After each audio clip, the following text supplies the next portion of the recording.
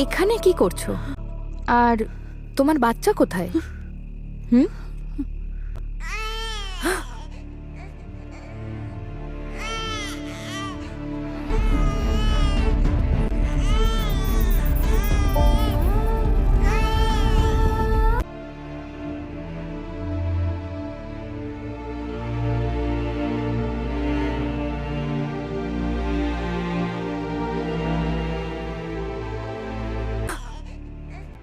তোমাকে একটা কথা বলি,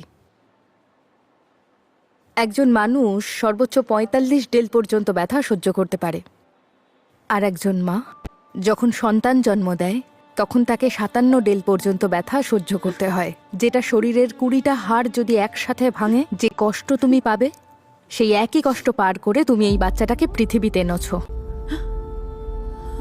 আপনি কি বলতে চাইছেন? খুব সহজ। আমি বলতে চাইছি যে বাচ্চার পরিচয় শুধুমাত্র তার বাবা নয়, মাও কিন্তু সন্তানের জন্য অনেক বড় পরিচয়। আর ও যে পৃথিবীতে এসেছে তাতে ওর তো কোনো দোষ নেই।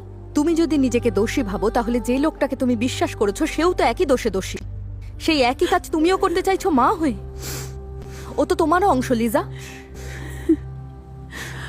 তাহলে আপনিই বলুন ডাক্তার দিদি, আমি এখন কি করব?